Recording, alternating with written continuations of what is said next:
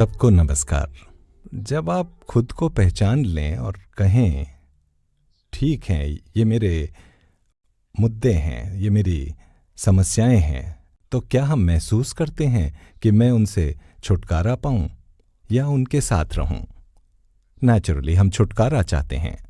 कभी कभी हम इस तरह के जीवन के इतने आदी हो जाते हैं कि उन्हें सहते रहते हैं, एक आलसी आदमी की तरह। भले ही घर में आग लग गई हो तब भी ये जान नहीं पाता, ध्यान नहीं देना चाहता, इतना आलसी है। कहता है आग लगने दो, लेकिन वो अपना नाश कर लेगा। इस तरह का आलस्य ठीक नहीं है, वांछनीय नहीं है। इसी तरह स्वयं के प्रति आंतरिक सुस्ती, ये लापरवाह रवैया कि ओ मैं खुद के साथ ठीक हूं, पर उन लोगों की ओर देखो जो अपने भीतर के रोज के मसलों के बारे में सजग हैं और हर पल वे बदलते रहना चाहते हैं, बेहतर बनने के लिए और बेहतर। हमें चाहिए कि मन में ये 3 चीजें लगातार चलती रहें। मैं क्या चाहता हूं, इसे हासिल करने में मुझे कौन रोक रहा है, और सबसे महत्वपूर्ण ये हासिल करने में क्या मेरी मदद करेगा। तो हम खुद को उच्च शक्तियों के हवाले कर देते हैं। आप उन्हें जो चाहें वो नाम दें। धर्म ऐसी चीज को ईश्वर कहता है, भगवान या दिव्य सिद्धांत। मनोवैज्ञानिक रूप से आध्यात्मिक शब्दों में या नए जमाने में इसे कहते हैं चेतना का उच्च स्तर, उच्चतर स्व। जो चाहें कहें। एक बात हमेशा सच रहती है कि सूक्ष्म चीजों को स्थूल चीजें नहीं समझ सकती। उदाहरण के लिए हाइजेनबर्ग का अनिश्चितता का सिद्धांत फिजिक्स में, वो बात करते हैं इलेक्ट्रॉन की स्थिति के बारे में, उसके क्षेत्र में, और उसकी गति उसके क्षेत्र में। आप उसकी गति पहचान सकते हैं, लेकिन उस स्थिति में न हो कि साथ में उसका स्थान भी निर्धारित कर सकें। लेकिन जब आप ऐसे तर्क करें तो आपको कुछ चीजों को पहचानना होगा जो इलेक्ट्रॉन से भी छोटी और सूक्ष्म हों। इन 2 चीजों को जानने के लिए गति और स्थान। लेकिन क्या ऐसा कुछ है भी? इसी तरह किसी बहुत सूक्ष्म चीज को समझने के लिए मुझे भी बनना होगा और सूक्ष्म। मैं स्थूल नहीं रह सकता यदि मैं कुछ सूक्ष्म को जानना चाहूं। यह विरोधाभासी है। केवल सूक्ष्म ही सराहना कर सकता है स्थूल सुंदरता की, आप कह सकते हैं। स्थूल वस्तु को पूरी अभिव्यक्ति के साथ हमें अंदर बहुत सूक्ष्म बनना होगा। क्या आप अंतिम चीज की सूक्ष्मता की कल्पना कर सकते हैं? उदाहरण के लिए ईश्वर की सूक्ष्मता या परम की सूक्ष्मता।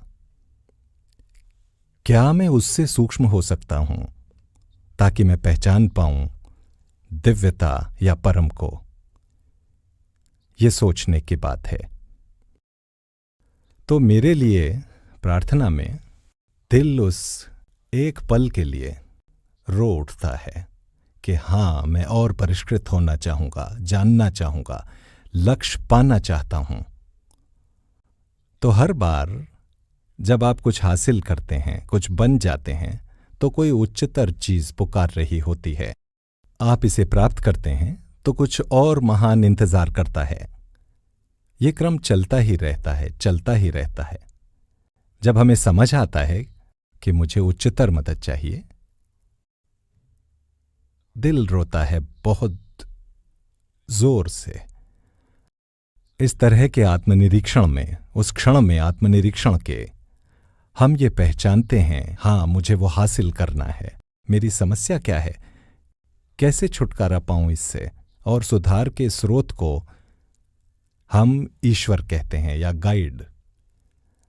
अल्टीमेट गाइड सदैव ईश्वर है। जीवन का वास्तविक मालिक हमेशा ईश्वर है। और हम कहते हैं, हे नाथ मेरे ईश्वर, तू ही मनुष्य जीवन का वास्तविक ध्येय है।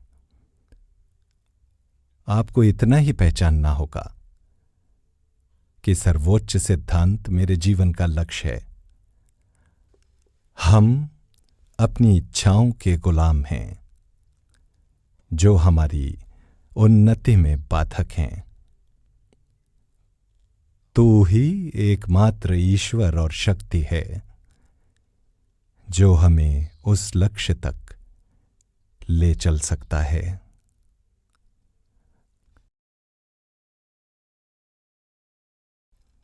तो ऐसी सरल विनती के साथ हम 3 चीजों को पहचानते हैं। यहां सबसे महत्वपूर्ण बात मैं समझ सकता हूं इन कुछ सरल पंक्तियों से कि ये प्रार्थना या विनती सिर्फ खुद के लिए ही अर्पण नहीं है, ये हम सभी के लिए है। हमें, हमारा। हम अभी तक अपनी इच्छाओं के गुलाम हैं जो हमारी उन्नति में बाधा डालते हैं। तू ही एकमात्र ईश्वर और शक्ति है जो हमें उस लक्ष्य तक ले चल सकता है। ये अब केवल खुद के बारे में नहीं है।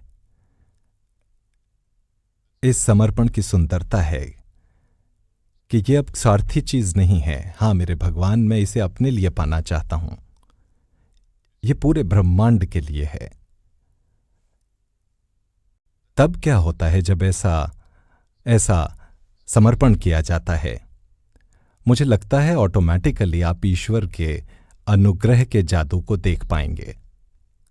कुछ ऊपर से उतरना शुरू हो जाएगा, यौगिक संचरण से कहीं ज्यादा शक्तिशाली,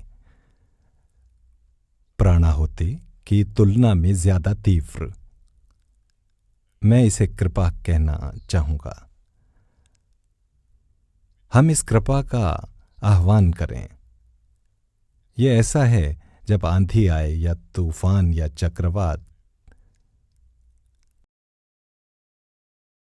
हवा चलती है क्योंकि ये कम दबाव क्षेत्र की ओर बढ़ती है।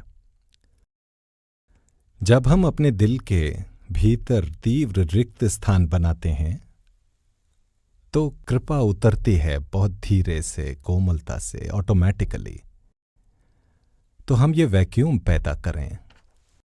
कैसे बनाएं ये वैक्यूम? हाँ, शाम को सफाई करना बहुत प्रभावी है इसमें, इस तरह के एक आंतरिक वातावरण को बनाने में। ये शुद्ध और सरल हो जाता है। केवल इस तरह के सरल और शुद्ध हृदय के साथ कोई ऐसी रिक्तता बना सकता है, ऐसी आध्यात्मिक रिक्तता जिसमें सिर्फ कृपा भरी जा सकती है। आमतौर पर हम प्रार्थना करते हैं बिस्तर पर जाने से पहले और उठने के ठीक बाद सुबह। अगले कुछ घंटों तक आराम से सोने के लिए बिस्तर पर जाने से पहले, बजाय इसके कि 7, 8 या 6 घंटों की नींद केवल शारीरिक आराम के लिए हो, हम सुनिश्चित करना चाहेंगे कि हम आध्यात्मिक लाभ उठाएं इस तरह के निष्क्रिय, यूं कहें निष्क्रिय घंटों से, अनुत्पादक घंटों से। बेशक हमें शारीरिक और मानसिक आराम मिलता है, लेकिन इसमें एक और तत्व भी है जहां हमें आध्यात्मिक मदद मिले या आध्यात्मिक पोषण, तब भी जब हम सो रहे हों। ये कैसे संभव है?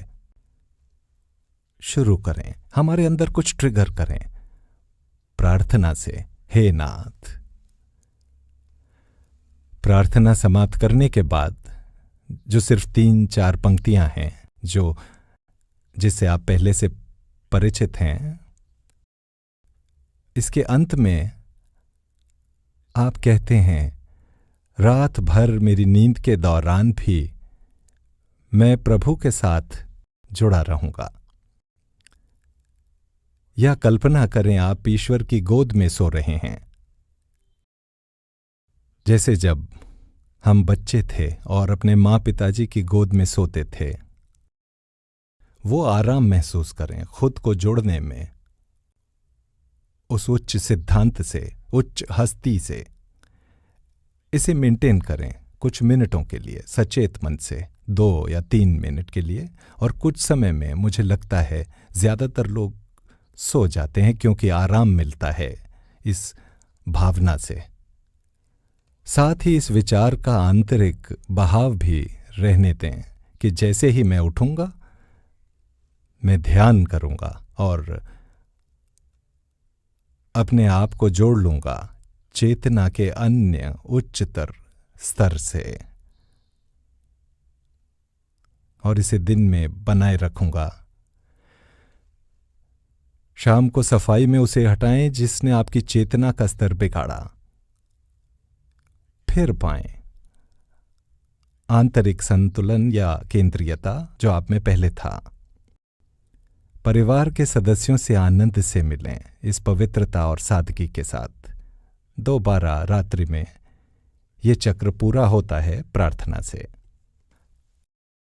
तो इस तरह हम अपने 24 घंटे बिता सकते हैं काम करते समय और अपने दिन प्रतिदिन के मामलों में काम पे जा रहे हों, जो भी काम हो, व्यापार या यूनिवर्सिटी या कॉलेज या स्कूल, यहाँ तक कि जब आप ध्यान दें अपने प्रोफेसर्स और लेक्चरर्स की ओर, इस आंतरिक जुड़ाव को पहले से बनाए रखें। यहाँ तक कि दैनिक कारोबारी मामलों में या काम में या खाना बनाते समय अपने परिवार के लिए, जब हम चेतना के इस गहरे स्तर से तालमेल में रहते हैं, मुझे लगता है पूरा अभ्यास इसकी प्रकृति बदल देता है और हमें बहुत ज्यादा लाभ होता है।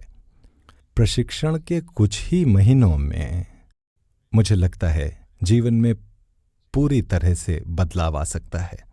मैं चाहता हूं आप इसका एक वास्तविक गंभीर प्रयास करें। आप मेरी बात को यूं ही न मानें, बस 7 दिन ट्राई करें, देखें क्या होता है। इस हार्टफुलनेस अभ्यास के कुछ तत्वों से आप चाहें तो इस प्रयास को और सरल बना सकते हैं। हमारे पास एक ऐप है हार्ट इन ट्यून। आप इसे अपने फोन पर डाउनलोड कर सकते हैं। यह आपको अवगत कराएगी अभ्यास के विभिन्न तत्वों से। एक है रिलैक्सेशन, दूसरा ध्यान, तीसरा सफाई और चौथा है प्रार्थना कैसे करें, अपने आंतरिक स्रोत से कैसे जुड़ें, परम तत्व के साथ।